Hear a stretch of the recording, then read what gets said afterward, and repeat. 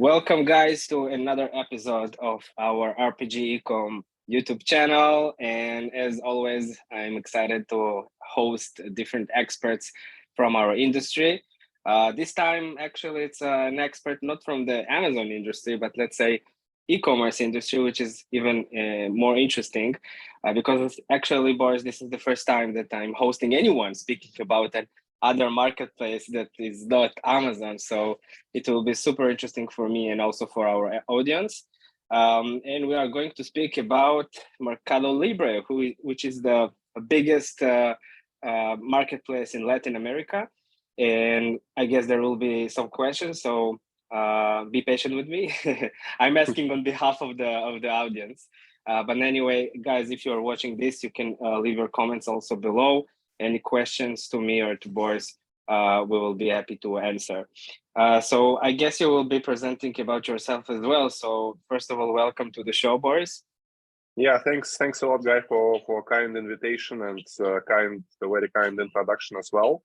So today, literally, I will talk about our experience on one of the most promising from our standpoint e-com market in the world, which is like Latin America, as you correctly mentioned.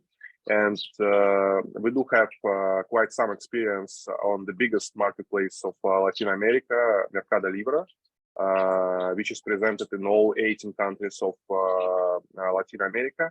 And I will tell about pros and cons of this marketplace, also some special situations and nuances about working on this market from different standpoints, import, export, boosting your listings on the marketplace and some other activities. And also we'll show some of our case studies on what we have been doing, etc. So I think I will probably share my screen. Yeah, you can share your screen. And I will also mention that, guys, the one that watches this is actually brand owners from Amazon. The reason that we are presenting you a totally different marketplace today is because of the fact that everybody speaks about like second channels or third channels after Amazon. Usually it's like own e-commerce, like Shopify store, or going into Walmart or Target or other marketplaces on Amazon, and nobody speaks about like new destinations. And this is one of the reasons we're doing this show today. And secondly, it's also an opportunity for you to discover any new markets that you can bring in your private label too. And this is comes to like very naturally this year because of the global economic crisis and the inflations. The kind of the game on Amazon became harder and harder, and like exploring new opportunities is something that you as a business owners must to consider. So this is exactly why we are speaking about Mercado Libre today. So yeah, let's great. wait. Exactly. I think the ultimate thing about this kind of expansion to different markets is that ultimately all the building blocks and all the steps needed in order to make your brand presented on one or different marketplace are pretty much the same. The kind of detailed recipe is different, but when you know these details, you can quite easily expand your brand and scale it up to new markets, which I think is quite straightforward if you already also maybe to sell them, Amazon. And also maybe exactly. to sell them and to exit, which is you're gonna touch this topic as well. Absolutely. That's one of the kind of backbones of what we do as a business.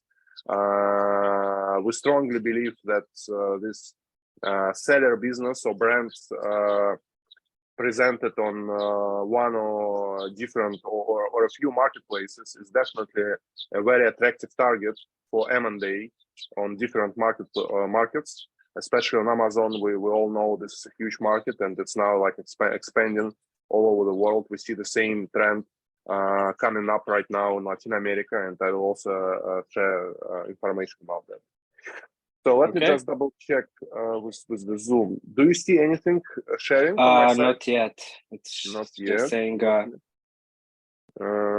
Just try again. Yeah.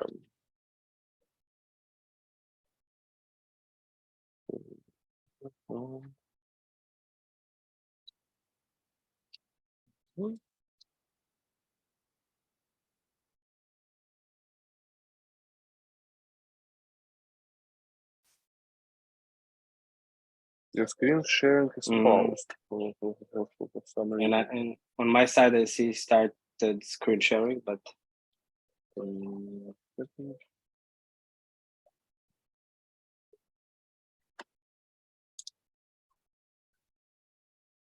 okay. So now we are ready to jump into your presentation.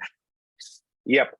So today I'm going to share my experience about working on Latin American market, on e-com market, Mercado Libre as the main target, but I will share some insights about general how the market actually looks like. So in order to start, just a few words about what we're gonna cover today during my presentation, and I'm happy to answer questions just straight away. So, guys, please free if you want to dive deeper into any particular topic, just let me know, and we can do it. So I'm gonna talk a little bit about my business, what we do as a company. Also, I will share some insights about global e-commerce market. I'm sure for your audience, most of these things are already clear and probably covered, but maybe some elements and some particular things might be new. So I think this might be also quite relevant. In particular, this topic about building brand as an investment attractive target as a business. It also will be covered in this section. Then I will talk about Mercado Libre as the biggest Latin American marketplace. I will show some of the case studies of what we have been doing so far, and we'll be ready to answer your question. And more importantly, I think, is for those of you who might have some intentions to start looking into this market, for everyone who is attending this webinar, we're making like a present or a gift in this box, without the box, actually physical one, but you can, I will let you know at the end of my presentation what is the mechanics of getting this thing. But ultimately, this is the piece of analytics on your particular product on Latin American marketplace, Mercado Libre, so you can get some insights about your particular category of on this market. In other words, if you want to have like an initial understanding of potential of your product or brand in Latin America, stay with us till the end of the presentation. Exactly. So a few words about us. We manage the portfolio of brands. We currently have more than, I think, 50 companies under our management on different marketplaces in Europe, in Latin America, and also in Southeast Asia, Indonesia, Vietnam, Singapore. We work, so our clients are both entrepreneurs who are actually interested in investing into e-com, and also local sellers who is actually quite good on their local market, but they want to expand their operations to new markets. So Latin America is one of these markets where people are quite actively going right now. I used to work in a startup studio. It was like a deep tech startup studio, everything related to industrial robotics, electronics, solar panels, etc. And we managed their portfolio of deep tech startups.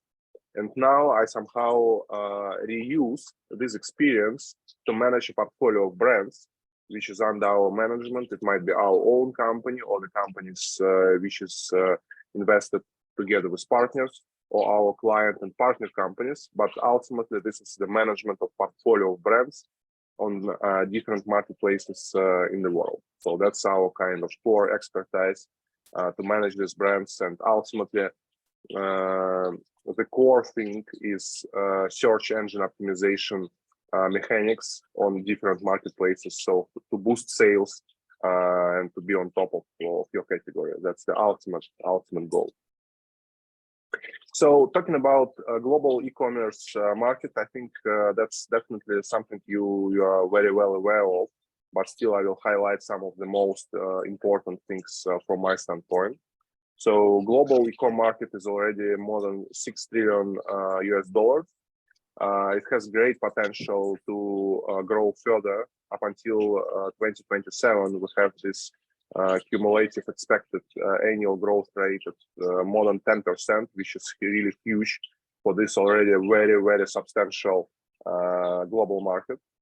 And as you also know, and we mentioned this with Guy, that a few years ago, this new trend to buy and sell brands or listings or brands or I don't know, like some particular assets on Amazon has become a huge market as well. So 2022, more than 120 billion US dollars was spent on acquiring brands and listings on Amazon. And now this trend is been expanding to other local markets, and we see some first signs of these movements in Latin America, and I will share insights about that a little later.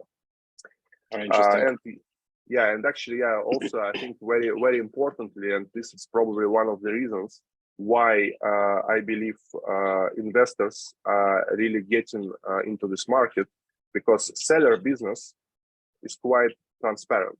Yeah, you can get the extract and make a very fast audit of what has been sold through Amazon, Mercado Libre, or some other marketplace. You can analyze most important steps on the supply chain, and that's it. So it's quite transparent, easy to make due diligence, and also easy to manage after the acquisition. So those who buy and who kind of bring their cash into cash flow machine, they can be quite confident that they can actually manage this asset as a business. I think that's pretty much the preconditions for growing of this M&A market so substantially. Yeah, here is some map of this marketplaces where we work. So Shopee is primarily South Asia.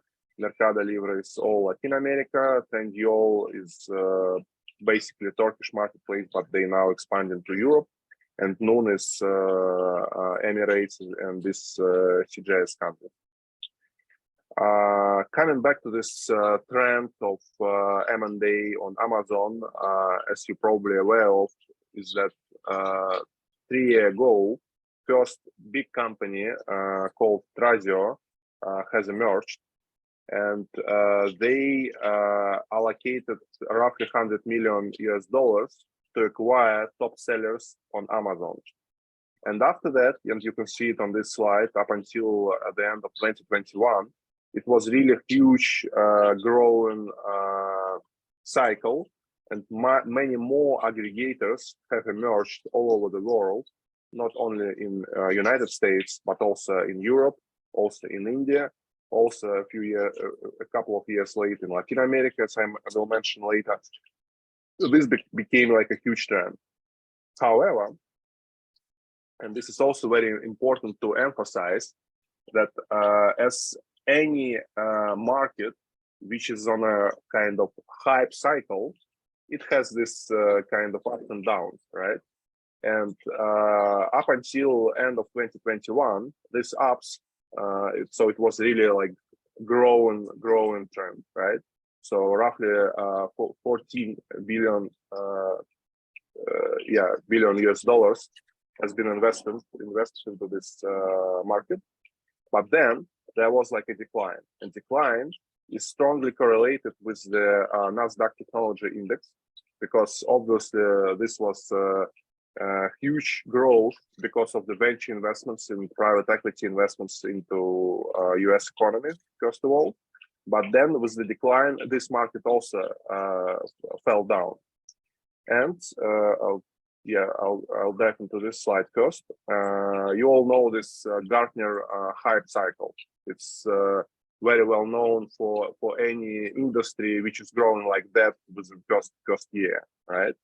And this aggregator business is exactly the same as this kind of traditional Gartner hype cycle. So up until end of 2021, we have this huge growth, and we reached this peak of inflated expectations, so-called, right? Then we fell down, and right now we're in this kind of slightly growing thing, right? So the multipliers now are lower than they used to be in at the end of 2021. Multipliers end of 2021 was up until 12 to 14 EBITDA, yeah, so earnings before tax and amortizations, so profit, annual, so 12, 14 annual EBITDA. Nowadays, it's on Amazon, it's roughly 5, but we're here, right? So it's gonna grow further, and I believe in 1 year, probably we will not end up with the same kind of inflated expectations of 12 to 14 EBITDA, but I think we can end up with something around 7 to 8, which is huge money. If you talk about 7, 8 annual profit of your business, and you can pretty much sell this business for this money. So on this slide, I also mentioned the same, this 120 billion M&A market on FBA business last year. And this is how the multipliers changed. This is average multipliers. So they used to be like around 6. Now they're like around 5. But as I mentioned, I'm sure they're gonna increase further within next 1 or 2 years. Yeah, I always mention Warren Buffett's saying that the best time to do business and to acquire businesses is in times of crises, and this is actually also something that helped not only the Nasdaq but also the global economic crisis and the inflation. It's all connected together, but we are definitely about to go out from this situation, and as your interesting graph said, having a kind of a plateau of stability. Yeah, exactly. So I think now is really the best time to acquire brands. This slide actually illustrates that. So on the left side, I show here that a so-called like consolidation of aggregators started. So we see a few pieces of news when one big aggregator acquires a few smaller ones, right? So they consolidate a portfolio of brands and planning to grow further. So one of the, I don't really recall who was saying that. So this, we're buying great assets at 20, 30% lower prices right now. I think that was said by one of the CEOs of Razer Group or Strize, I don't remember. So one of the aggregators, so maybe even Trizio.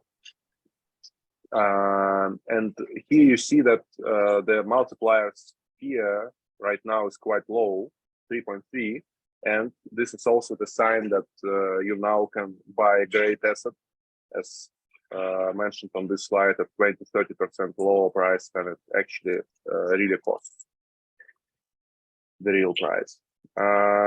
Here is an illustration of this trend, of this M&A trend in Latin America. So e-commerce aggregator Mirama raised $225 million US dollars. Another one, $40 million.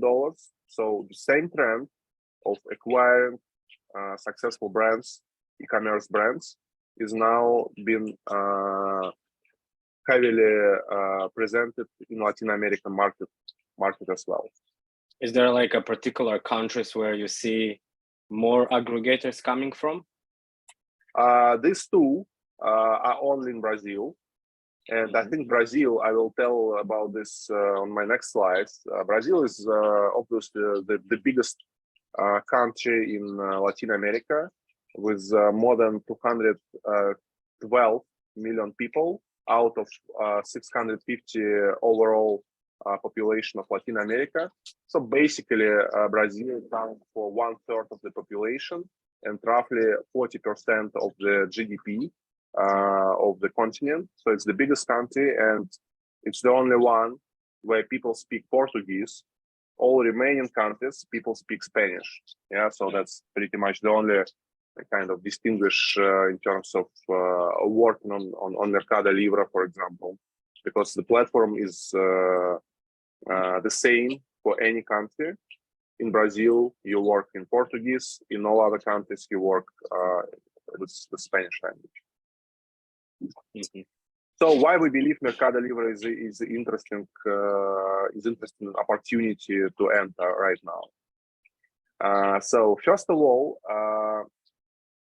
if we break down overall revenue or overall turnover of consumer goods in any particular country and compare Latin America as a continent and United States as a country, the share of marketplace in the total sales of consumer goods is below 5% in Latin America. In the United States, it's already more than 20%. In China, I think it's even higher, but we don't compare China, right? So we can compare Amazon countries or country number 1 on Amazon, US, and Latin America. So the share of marketplace sales is 4 times less than in the United States.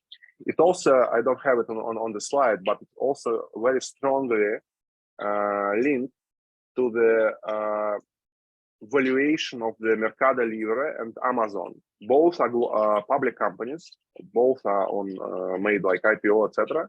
And multiplier of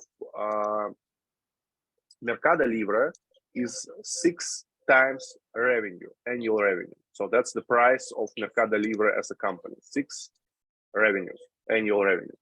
And the price of Amazon is only 1.7 annual revenue. Obviously, Amazon is much bigger than Mercado Libre, no doubt about that. But still, investors believe that this 6x actually represents the belief of investors that this market is going to grow on a much higher rate than Amazon. And this is actually corresponds to this 5 to 20% share of consumer goods being sold on marketplaces as a kind of independent platform. Also, according to analytics, this cumulative annual growth for Latin America is more than 20%, 21%. And you remember on my previous slide, it was only 10% globally. It means that Latin America e-com market will grow 2 times faster than overall global market, which is also substantial, very substantial difference. Very importantly, and I think especially for you guys who actively work on Amazon, this is very important to understand that the level of, let's say, so there are no professional players as such, almost no one. We did not see many of them, I would say, like that. So, and my point is that local players, they stand behind Amazon players at least for like 10 years. So the level of proficiency of brands and sellers is very low. I'll show you some examples and what we did and how we managed to grow the like revenue 2 times within 1-2 months by doing quite simple and straightforward things, which local sellers simply don't do, right? It was funny, March 2022, when I first came to Brazil, we managed to run so-called customer development survey. So we took 200 sellers, local sellers on Mercado Libre, and asked them kind of a number of questions. And one of the questions was how you guys work with keywords and search engine optimization. So do you use some particular tools or things like that? And imagine 90% out of these 200 sellers returned us the question, what is actually SEO? What is search engine optimization? So they don't know that. It means they don't really work with keywords. It means the kind of efficiency of their sales on Mercado Libre is very, very low. They're just not playing the e-commerce game. Absolutely, absolutely, absolutely. And as mentioned, this M&A ecosystem is standing up there. So these two aggregators which I showed illustrate that big money is entering this market. And this is definitely the good time now to start building some assets on local marketplaces, which you can sell in 1-2 years for quite substantial money. I just think about all the knowledge that Amazon sellers has from doing this stuff. And if you just bring this knowledge into a new, very like in diapers marketplace, they can dominate the game very quickly with this knowledge. Absolutely. That's exactly my point. This 10 years. Doing branding, doing creative, doing SEO, PPC, understanding how the search engine is working, definitely. Absolutely. So some figures about Mercado Libre. So as I mentioned already, 650 million people living there. So Mercado Libre is presented in 18 countries, so all countries of Latin America.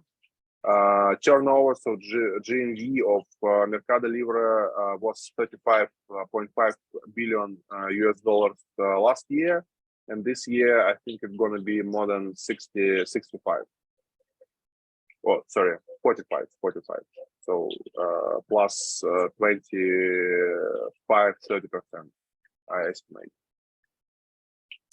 So some facts about Mercado Libre. So it's really one universal platform. However, you need to have a legal entity in each particular country. So for example, if you want to sell in Argentina, Mexico, and Brazil, you'll need to establish local companies in each of these countries, or find a local partner who will present you on Mercado Libre or some other local marketplaces on their own shelf, right? So this is also an option.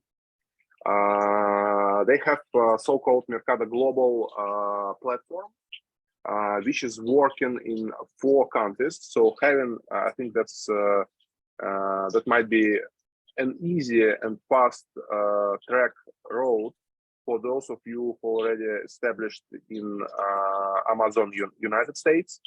And you can actually sell through this Mercado Libre Global from your US company into Mexico, Chile, Argentina, and Brazil markets through your American United States legal entity. However, you can only do it scalable to Mexico.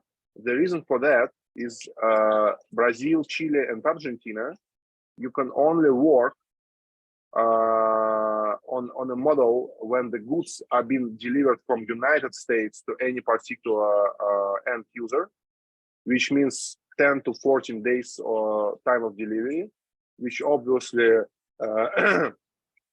makes your target audience very, very, very small.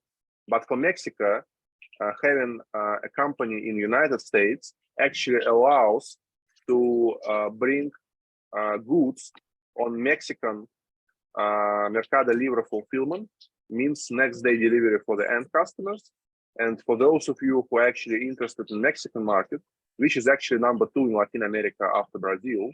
So Mexico is the next biggest country and also the kind of most richest one again after Brazil. This is a good opportunity to start. So you don't need to create your own legal entity, or you don't need to work with someone and sell from their shelf, let's say. This is kind of very high level like roadmap for scaling up in Latin American marketplace market. This is example for the products which do not require certification. Obviously, you start with market research, Then you bring some test batch of products to test on different marketplaces. So for example, what we do with our partners is that we bring from China, let's say 10 different SKUs, 100 to 300 units each, distributed through these 3-4 main countries, which are again Brazil, Mexico, Chile, and Argentina, tested through our own accounts, see what products goes better, and then already establish a local legal entity for our partner, and then bring bigger volume, already understanding that this particular product already fits into the market.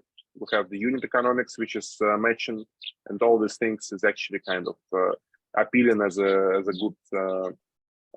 good business case. So yeah, pretty much that's what I mentioned.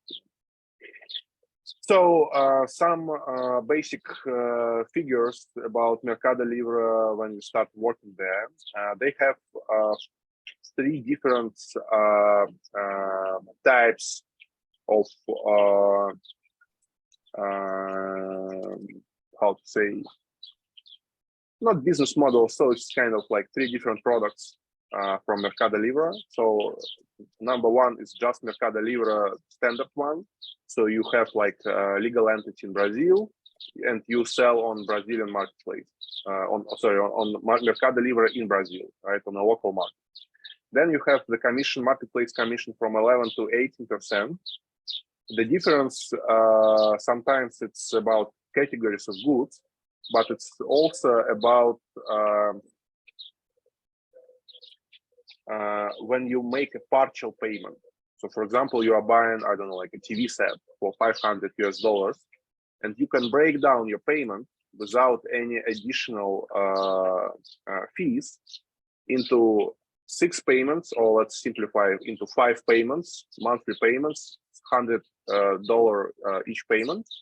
And in that case, this commission to the bank is being paid by Mercado Libre. But in that case, you as a seller pay 18% as a commission. If you don't have this option, you as a seller pay only 11% as the commission, but you reduce the target audience because people in Latin America and in Brazil in particular, they really get used to this breaking down of anything. So they because this is kind of the culture already. So they never pay full amount immediately, right? So they break it down and then make like 5-6 payments for pretty much everything. So that's kind of their way of consumption. So then you have this delivery price, $3, and again, sometimes you can create a listing where the end customer pays for the delivery. You can create a listing where you pay for the delivery. And normally we do it 2 different listings, and depending on the type of client, he chooses one of them. But usually in commerce, it's well, just a note that usually buyers don't like to see surprises in the cart in the end of the flow. So you say that technically you can have with a feature that they can see suddenly $3 extra in the end of the purchase, right, in the cart, or you can just eliminate it, but make your price a little bit higher, but include kind of a free shipping. Yeah, exactly. There is actually a special sign on the listing if it's free shipping or it needs to be paid extra. So the end user sees it from when they purchase, or they can create like a filter and only see listings with free delivery, for example. So but you mentioned that like for a particular buyer, sometimes you will use this and this as well. Can you explain? Because like from my instincts, free shipping should convert much better. Absolutely. We have the same practice, and for goods which are not so this free shipping price, so free delivery, this So it works like that. So if you have like a good which costs say like 10 US dollars as a end user price, then you can create it for 7, and then at the end of the purchase in the basket, the user will add 3 US dollars for himself and pay at the end 10. Or you can create your own one, say for 9.5 or whatever, with free delivery already, and then it converts much better as to correct dimensions. Exactly. And very interesting about Mercado Libre is that they actually combine like Amazon FBA business model with Shopify business model. So this Mercado Shops is actually the type of the platform. It's the same platform, but you have your own link. So it's like a Shopify shop, but the commissions are very low. And in that case, you need to work with external traffic. So you need to attract influencer like Google Ads and other like Instagram and Facebook advertising tools. You need to use them, but you pay much lower commission. And in such a way, Mercado Libre actually motivates sellers to attract additional traffic, new traffic to their platform. And many shops, they have both Mercado Libre kind of standard shelf, and they also have their own Shopify type of a shop, where your shop.mercadoshops.com.br, for example. So advertising, like paid advertising, what we call on Amazon PPC, is only on Mercado Libre, but not on the shops. Yeah, exactly. That's interesting move. Why Amazon shouldn't do the same? Like Amazon is now, when Shopify kind of started to grow really fast, so Amazon made some features that also incentivize local native Amazon brands to bring in external traffic, and they give like a lower commission on the fee. But this is like a totally different style of doing business, which makes much more sense. In the end, they keep up everything under one umbrella. Absolutely. Yeah, I think. Well, let's see. Maybe Amazon is also considering some of these things, but Mercado Libre already did it, and I think this is really a smart move. Yeah, it's really a smart move. Then we have Mercado Libre Global, which I mentioned already. This covers 4 countries, but you can effectively and scalable work only with Mexico from your United States company. And then we also have here Shopee, which is another Brazilian marketplace. It's actually mostly widespread in South Asia, in Indonesia and other countries, but it's also been presented in Brazil. And we initially started to work with Shopee in Brazil, and then expanding our client portfolio, etc., for Southeast Asia, but working with the same principle, the same mechanics of the platform, and it also works in Brazil and in Southeast Asia. In terms of fulfillment, so FBS is what it stands for? Like the FBA? Yeah. So FBA is fulfilled by marketplace. This is FBM, and FBS is fulfilled by seller. So when you have, so it's the opposite. Like in Amazon, FBM is fulfilled by merchants, it's like sellers. In here, FBM, it's like fulfilled by marketplace, which is like FBA fulfilled by Amazon. Okay, so it's the opposite. Yeah, it's the opposite. Yeah. And D2C obviously is direct to consumer. So if we talk about here in Mercado Libre Global for sending from United States to Brazil, for example, this is D2C, but 10 to 14 days, which makes it not really scalable as a business model.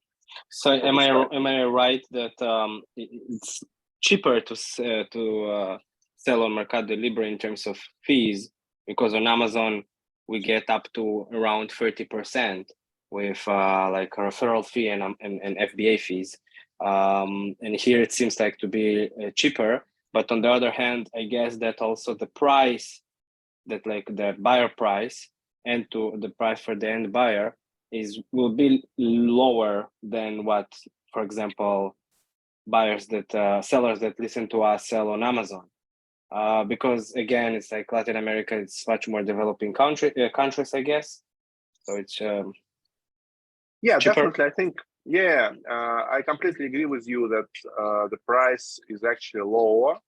However, you also need to understand that amount of money and the budget you need to allocate for marketing is also much lower on Mercado Libre than on Amazon.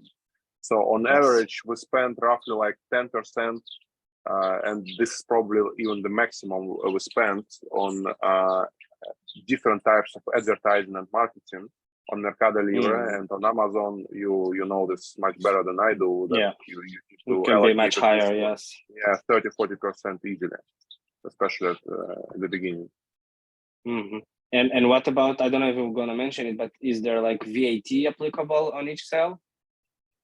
No, so you can work for this simplified tax model, and you basically pay 4 to 8% from your revenue as a taxes, and it's just kind of it scales depending on the tiers. Yeah, tiers, exactly, on the amount of revenue you get. So it starts. But this is like income taxes for your company. Yeah, but no VAT in that sense. For this type of tax company, you don't pay VAT. Okay, so this is also like in the beginning, I thought, well, maybe there's a catch. Like in England, in Europe, you have like 17 to 20% VAT that you need to add additionally, which makes it much lower profits in Europe, even on Amazon.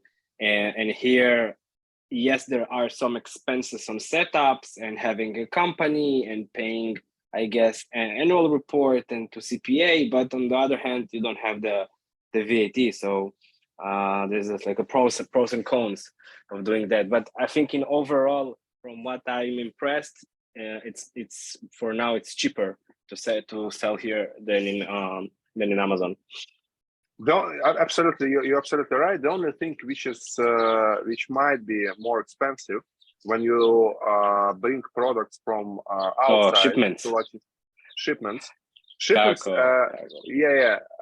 So this is the fees you pay for the forwarder, forwarding company. Forward? No. I'm talking Customs. about custom. Yes, custom fees. They have kind of like protectionist kind of model, and these fees might be from 30 to 60%, but from invoice. And obviously, invoice you can lower it a little bit, so you can play with that. And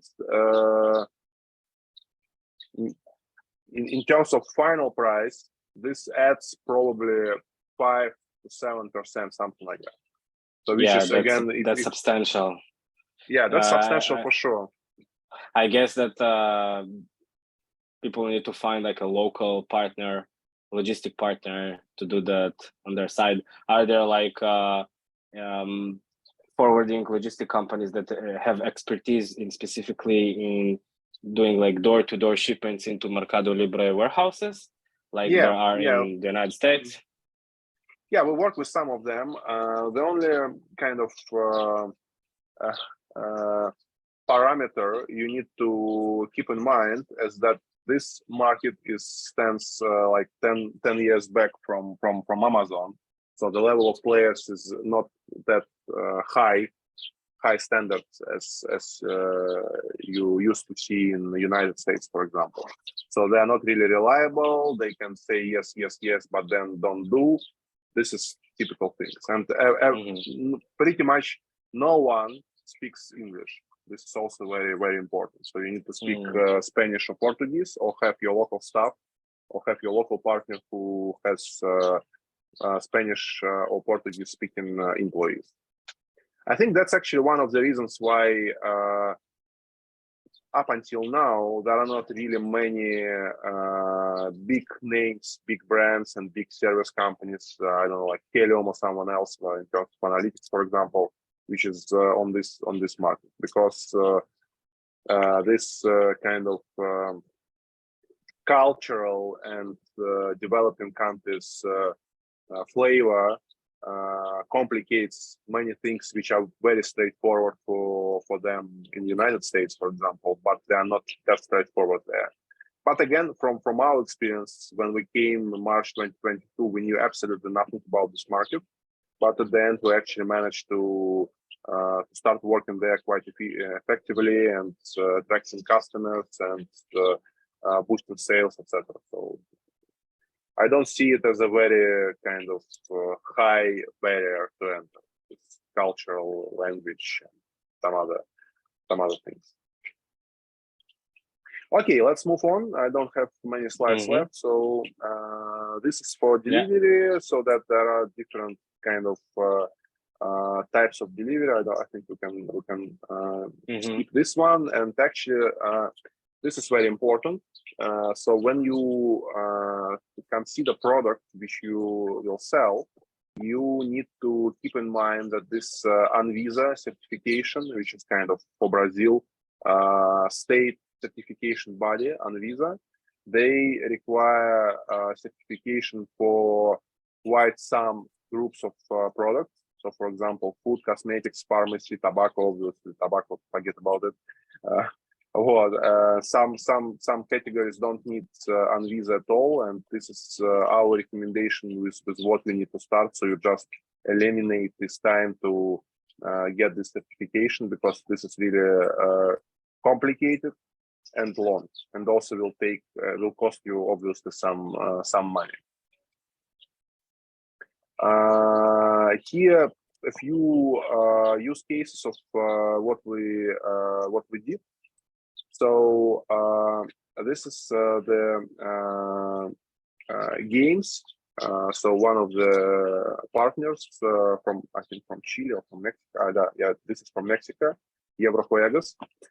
So this company we started with, they have I think roughly like $2,000 as a monthly revenue only for already like one and a half years. So they didn't grow. They were like stable on some particular level. And what we did, I call it kind of, we set up a standard which is quite easy to maintain. All right, so we upgraded listings in terms of the content. You can see here how it I actually don't have the how it looked like before, but it was much worse. So we created proper content. We obviously did this keywords optimization. We started to reply on the comments, because they didn't do it before on the listings. When customers ask questions or say, "Oh, I'm not happy with this," they simply did not reply on that. And this is not only them. Pretty much everyone is doing this. They don't know that you need to reply and do it as fast as possible, because obviously this represents you as a seller. And also we managed to start some marketing campaigns, and in terms of results, so within 2 months, we managed to grow from 2.5K monthly to 7.5, so 3 times growth within 2 months. And yeah, that's also represented in the amount of units which has been sold. And we got this Mercado Libre gold status, which is also important because it gives you some additional marketing tools which you can use on promotion of your brand. Another one is the Chilean company Belsan Commercial. So they are working also in the children's domain, so games, but different ones for kind of early age. And again, absolutely the same things we did. applied obviously to a new brand, but exactly the same. Upgraded listings, made proper SEO, started to work with the reviews, and started some marketing activities, which are again standard for this type of the market. And here also 2 times we grow within 2 months, and in terms of volume and in terms of units sold. Another one, these guys are bigger, Chilean guys. So they sell supplements, and they have had, I think, so they have had around 17K per month, and we managed to reach 30K per month. And then this guy said, well, guys, that's enough. Thank you so much. I need to allocate another shift on my manufacturing.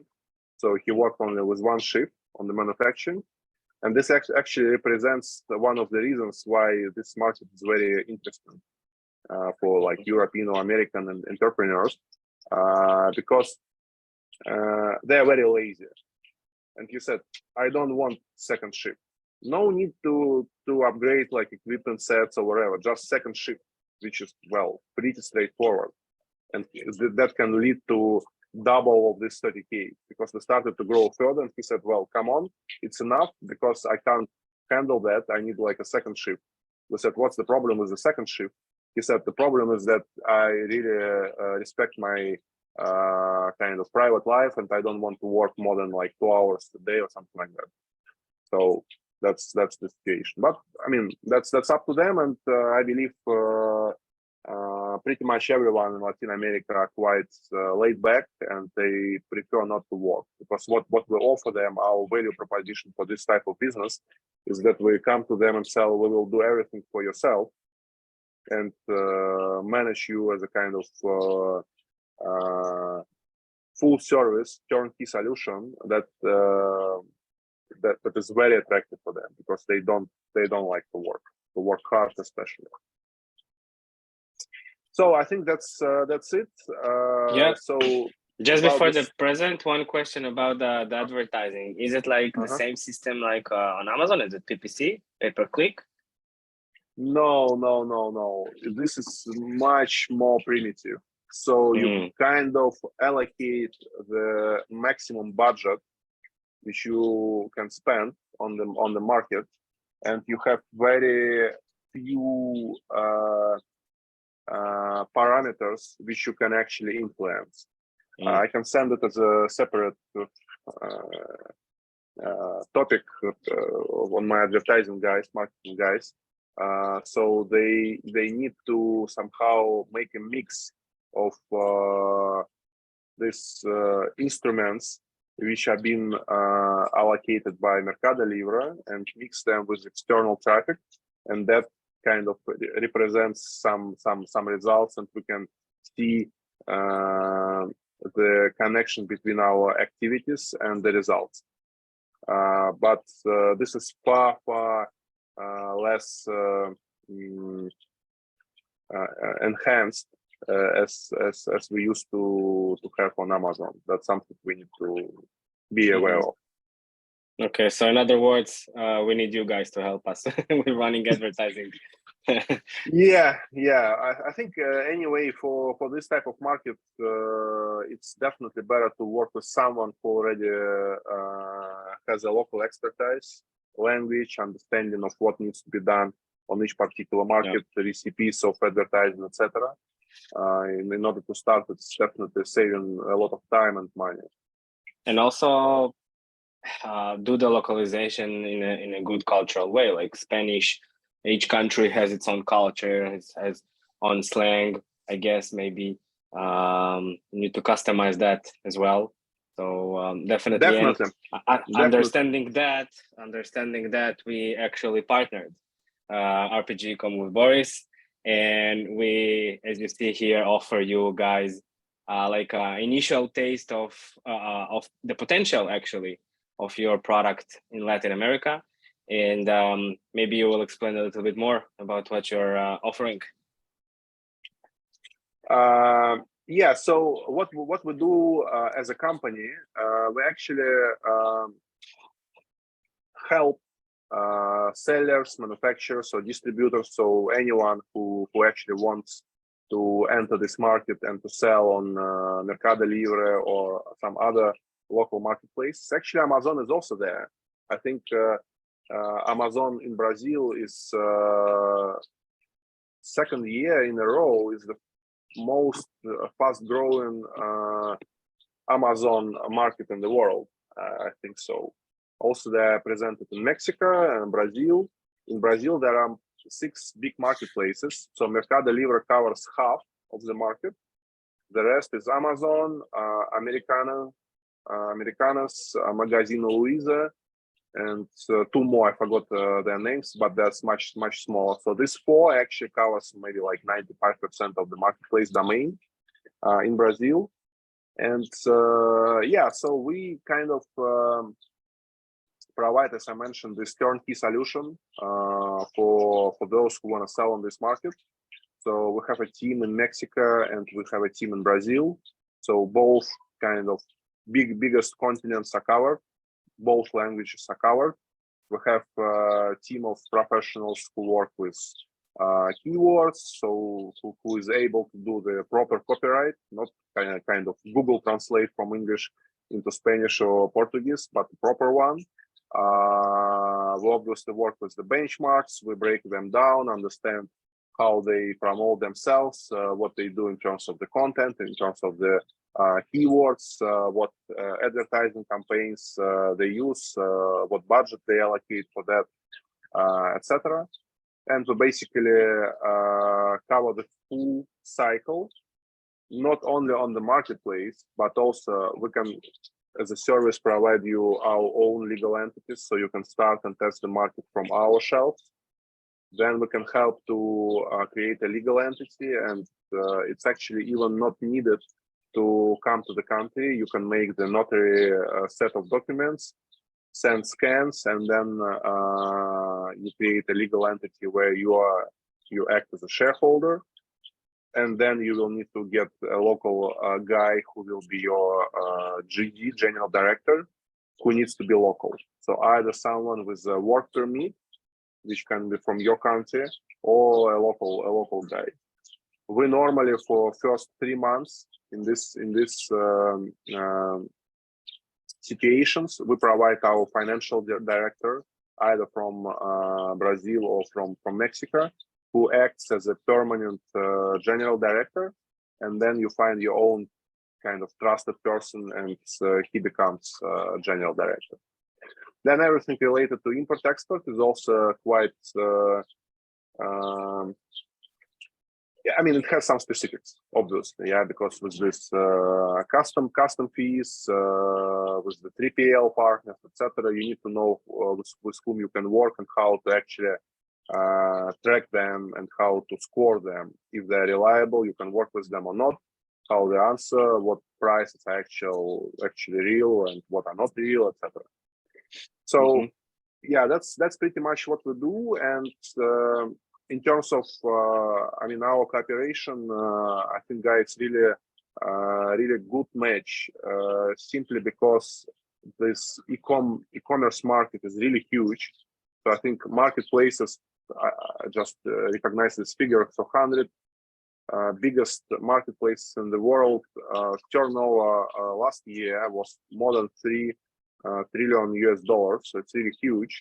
And if you have a brand which is already well established on Amazon, next step is to scale it up into new markets and marketplaces as a phase 1 of this expansion is the most straightforward and fast way to market. And I think we can definitely have brands which work on Amazon already quite well established, and they can move into Mercado Libre or some other Latin American marketplaces and continue growing already on this market. Yeah. So guys, you can scan here the QR code, follow Boris on Instagram, send him a message, and if you want to check out your your product on Latin America, you will get the initial understanding of first potential. And I also really like the model that is being offered here, that you can first test the audience and the market before you invest in any legal entity and so on. So that was really interesting, Boris. You made me want to sell something in Brazil, or either to go there physically. That's I spent my honeymoon in Brazil, so I really like this country, and it was really nice. I've been a month there, another month in Argentina. And also I know the penetration of internet and the penetration of e-commerce is really strong there. And seeing and understanding that on the other side, on the analytical, numeric, statistical side that you presented today, makes sense very much. And we always look like entrepreneurs in general, but also e-commerce sellers look for what is the next opportunity. So having said that, it's like 10 years behind Amazon. Everybody wants to be like, to go back with time machine 10 years ago right now to start to sell on Amazon, and it's something that you are unable to do. So definitely, as you can see, it's still possible in other continents, other countries, other marketplaces, and it's widens very much the also the entrepreneurial neurons that I have in my mind right now. So cool, guys, and thank you, Boris, for sharing your insights about that. Guys, again, if you have any questions, you can leave below in the comments, and hopefully it was insightful for you as well. Thank you. Till the next time. Yeah, thanks. So thanks again, everyone, and thanks, Guy, for invitation. So if you guys have any questions, please feel free to ask.